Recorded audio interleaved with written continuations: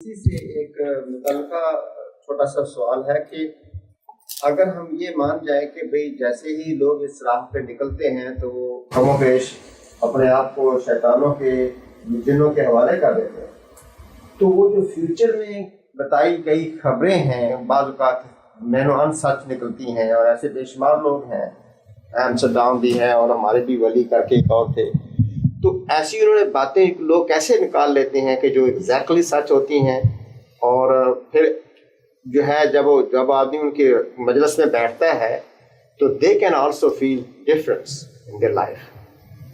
وہ ارتکاز توجہ کا جو عمل ہے وہ بہت سی صلاحیتیں پیدا کر دیتا ہے۔ پھر یہ کہ ان میں سے زیادہ تر لوگ پیدائشی طور پر وہ صلاحیتیں لے کے آتے ہیں۔ جیسے آپ یہ دیکھتے ہیں نا کہ ایک آدمی میں پیدائشی علم کی صلاحیت ہے، سائنسی علوم میں کمال پیدا کرنے کی صلاحیت ہے۔ بعض لوگ میں نے دیکھا ہے کہ بچپن ہی میں ایسے ریاضی کے ماہر ہوتے ہیں، ہم جیسے لوگ تو بعض اوقات 2 اور 2 4 کو بھی جمع کرنے کی۔ مجھے یاد ہے کہ مجھے والدہ کہتی تھی کہ میں نے کپڑا لیا ہے، مطلب 1.5 آنے کا یہ ہے، 1.25 آنے کا وہ ہے، 1.25 کا ذرا قیمت نکال دو۔ میں بالکل ہی فارغ ہو جاتا تھا، کہتی کیا پڑھا ہے تم نے اور کیا سیکھا ہے۔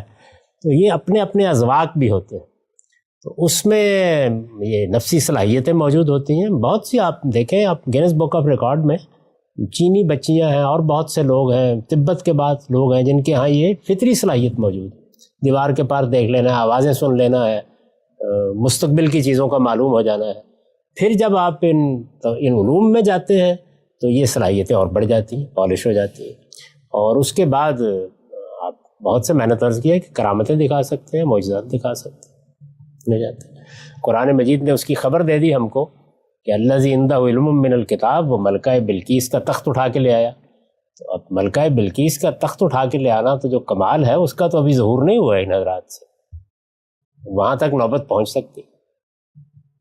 تو یہ دنیا ایسی ہے، اور میرے نزدیک اس کے اندر جیسی کشش ہے، جس طرح کے اس کے مقدمات ہیں، جتنے غیر معمولی ذہین لوگ اس میں ہیں، اور وہ جس طرح سے اپنے اس مقدمے کو بیان کرتے ہیں، یہ صرف اللہ کی کتاب ہے جو آپ کو وہاں سے نکال سکتی ہے، اور کوئی دنیا کی چیز نہیں۔ صاحب، اگر میں دیکھتا ہوں، قرآن کو پڑھتا ہوں، سنت کو دیکھتا ہوں، تو ایک جو بتایا جاتا ہے جو ہے، اور دوسری طرف جیسے آپ نے کہا کہ شاہ اسماعیل شہید کی انہوں نے کہ یہ ولی ہوتے ہیں، یہ ولی، تو پھر اتنی 90% جو ہماری انڈیا پاکستان کی ہے، وہ کیسے انہوں نے یہ یقین کر لیا کہ یہ پیرالل مذہب نہیں ہے؟ مجھے یعنی کہ اگر میں دیکھتا ہوں تو دونوں مجھے الگ الگ نظر آتے ہیں، تو پھر اتنی زیادہ فالوئنگ نہیں، دیکھیے اس کا جواب دیتے ہیں، وہ جوابات جو ہیں وہ میں نے اس میں نقل کر دیے ہیں۔ اگر آپ اس میں دیکھیں تو آخر میں نے بتایا ہے کہ وہ اس سوال کو کیسے ایڈریس کرتے ہیں۔ وہ کہتے ہیں کہ یہ بھی اصل میں دین ہی کا ایک فیض ہے، لیکن محمد الرسول اللہ صلی اللہ علیہ وسلم سے یہ فیض قرآن اور حدیث کے ذریعے سے منتقل نہیں ہوا۔ تو شاہ ولی اللہ اس کی مثال دے کے بتاتے ہیں کہ یہ بالکل ایسے ہی ہے کہ جیسے آفتاب سے کھیت میں پڑا ہوا خربوزہ حدت اور حرارت اور زندگی حاصل کرتا ہے، لیکن نہ خربوزے کو پتہ ہوتا ہے کہ وہ لے رہا ہے اور نہ آفتاب کو پتہ ہوتا ہے۔ یہ مثال دی ہے انہوں نے، بتایا ہے ایسے ہوتا ہے۔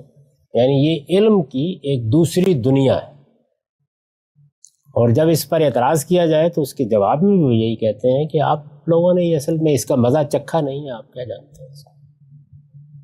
اس وجہ سے میں تو اس پہ نہیں تنقید کر رہا کہ یہ ٹھیک ہے، یہ غلط ہے، یہ صحیح ہے۔ میں تو صرف یہ بتا رہا ہوں کہ دیکھیے قرآن مجید سے جو تصویر سامنے آتی ہے وہ یہ ہے، اور اس کے مقابل میں ایک تصویر یہ ہے۔ تو آپ اس کو الگ الگ پہچان لیجئے، اس کے بعد اگر کوئی غیر معمولی صلاحیت حاصل ہے کہ دونوں کو ایک کر سکیں، کرتے رہیے زندگی بھر، مجھ سے تو نہیں ہو سکی۔ سلامتی ہے ان آنکھوں پہ جو ہدایت پہ نظریں جمائے بیٹھی ہیں، ان کانوں پہ جو ذکر خیر کے منتظر رہتے ہیں، اور ان قدموں پہ جو ہدایت کی راہ پہ گامزن ہیں۔ بسم اللہ الرحمن الرحیم۔ عن الزہری اخبرنی یحییٰ ابن عروہ انہ سمع عروہ یقول قالت عائشہ سأل اناس رسول اللہ صلی اللہ علیہ وسلم عن القخان फ़क़ाल लहुम रसूलुल्लाह सल्लल्लाहु अलैहि वसल्लम लैसु बिशै क़ालू या रसूल अल्लाह फ़इन्नहुम युहद्दिसूना अहयानन अश-शै यकूनु हक्का।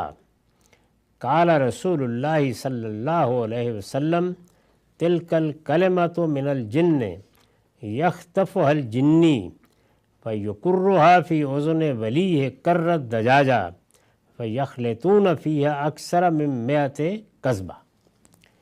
ये रवायत सही मुस्लिम से ली गई है, रकम है 4142। तर्जुमा है, ज़ुहरी रवायत करते हैं कि मुझे याहिया बिन उर्वा ने बताया कि उन्होंने उर्वा से सुना, यानी बेटे ने बाप से सुना। वो कहते थे कि सैयदा आयशा उम्मुल मोमिनीन आयशा का बयान है कि कुछ लोगों ने रसूलुल्लाह सल्लल्लाहु अलैहि वसल्लम से काहिनों के बारे में पूछा। इससे पीछे भी काहिनों से मुतल्लक बाज़ सवालात ज़ेर बहस आ चुके हैं। इस रवायत में भी वही मौजू है। काहिनों के बारे में पूछा तो आपने उनसे कहा लैसु बिशै, कुछ नहीं है, यानी ऐसे ही झूठे लोग होते हैं, कोई हकीकत नहीं इनकी, कुछ नहीं है। कालू या रसूल अल्लाह, लोगों ने अर्ज़ किया, सहाबा ने पूछा, या रसूलल्लाह फ़इन्नहुम युहद्दिसूना अहयानन अश-शै यकूनु हक्का। अल्लाह के रसूल बाज़ औक़ात वो ऐसी बात भी तो कह देते हैं जो सच्ची साबित होती है। यानी ये तजुर्बा बहुत से लोगों को होता है कि बाज़ काहिन, बाज़ नजूमी, बाज़ और इस तरह के लोग पेशीन गोई करते हैं, कोई बात बताते हैं, ठीक निकल आती है। तो सहाबा ने भी इस तरह का तजुर्बा किया हुआ था। तो उन्होंने पूछा कि फिर इसकी क्या वजह होती है। आपने फरमाया कि लैसु बिशै, कुछ नहीं है, यानी इनकी कोई हकीकत ही नहीं। लेकिन हमने तो देखा है कि बाज़ औक़ात, ये तो नहीं कि हमेशा ही, लेकिन बाज़ औक़ात, और यही चीज़ असल में एतमाद का बायस भी बनती है। यानी अगर 10 बातें कही हैं, उनमें से 2 ठीक निकल आईं तो बस लोग समझते हैं कि है कोई इनका राब्ता। तो यही बात सहाबा ने रसूलुल्लाह सल्लल्लाहु अलैहि वसल्लम से पूछी कि या रसूलल्लाह, बाज़ औक़ात वो ऐसी बात भी तो कह देते हैं जो सच्ची साबित होती है। अब ये देखिए कि ये वो इत्तला है कि जो पैगंबर ही दे सकता था, और बिल्कुल राज खोल दिया आपने। आपने वज़ाहत फरमाई। क्या वज़ाहत फरमाई? फरमाया कि तिलकल कलिमतु मिनल जिन्न, ये एक सच्ची बात होती है, ये ठीक होती है बात जो वो बयान करते हैं। लेकिन जानते हो ये कैसे उन तक पहुंचती है? जिस वक्त अल्लाह के फरिश्ते मामलात लेकर ज़मीन की तरफ आ रहे होते हैं तो आपस में गुफ्तगू भी करते हैं, और जिन उमूर को वो लोगों तक पहुंचाना चाहते हैं या आगे उनका निफाज चाहते हैं, वो ज़ेर बहस भी होते हैं बाज़ औक़ात। ये जिन उनके बहुत करीब पहुंच जाते हैं, और वहाँ से कोई बात जिस तरीके से सुन गुन लेने वाले, कान लगाने वाले उचक लेते हैं। यानी घर में बात हो रही थी, कहीं कोई मुकालमा हो रहा था, कान लगा लिया कहीं और सुन ली, तो सुन लेते हैं। और फिर उसके बाद इन जिनों के रवाबित होते हैं ज़मीन के ऊपर अपने दोस्तों के साथ। ये आके अपने दोस्त के कान में मुर्ग की तरह कर कर करके डाल देता है।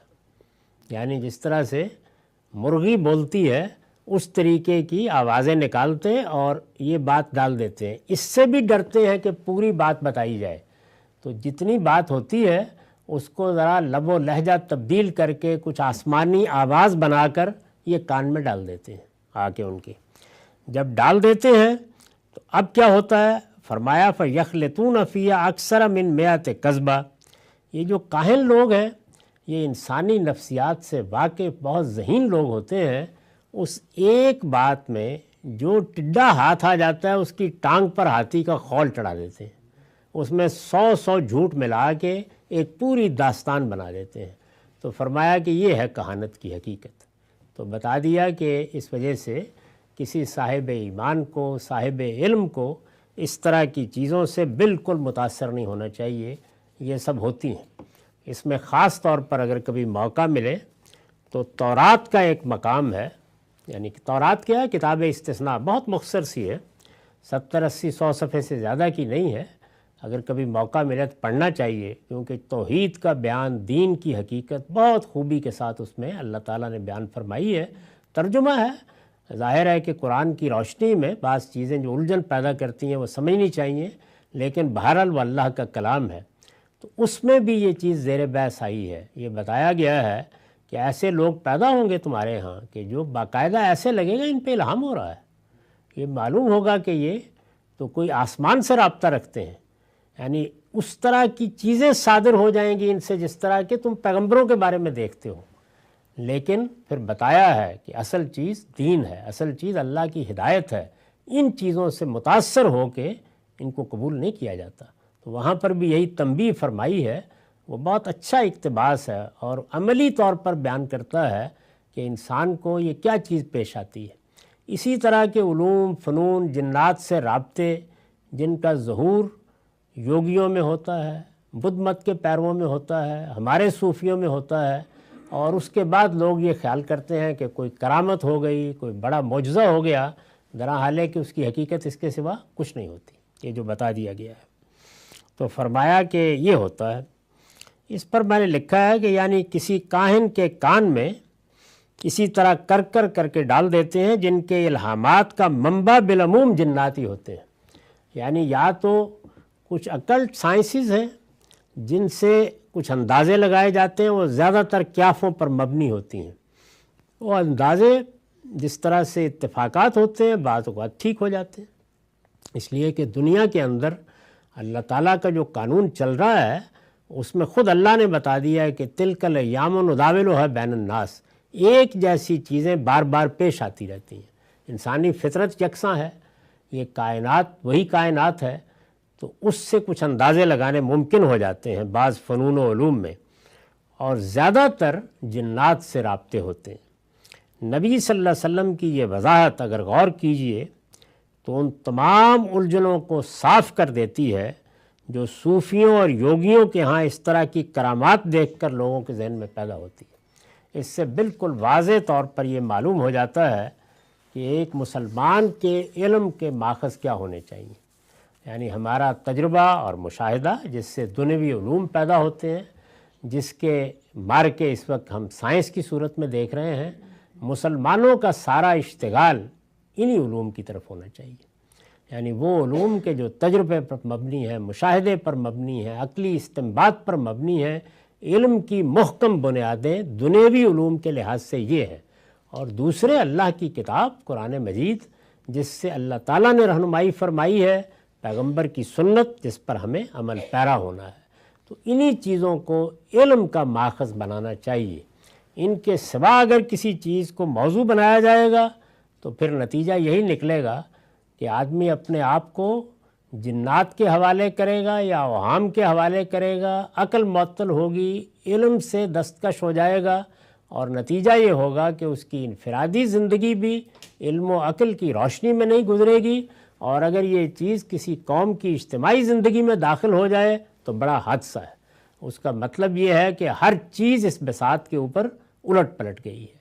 تو ہمیں جو سبق دیا ہے رسالت مآب صلی اللہ علیہ وسلم نے وہ یہی ہے کہ ہم علم و عقل کی روشنی میں اپنی زندگی بسر کریں گے اور اللہ کی کتاب سے رہنمائی پائیں گے۔ وآخر دعوانا الحمدللہ رب العالمین۔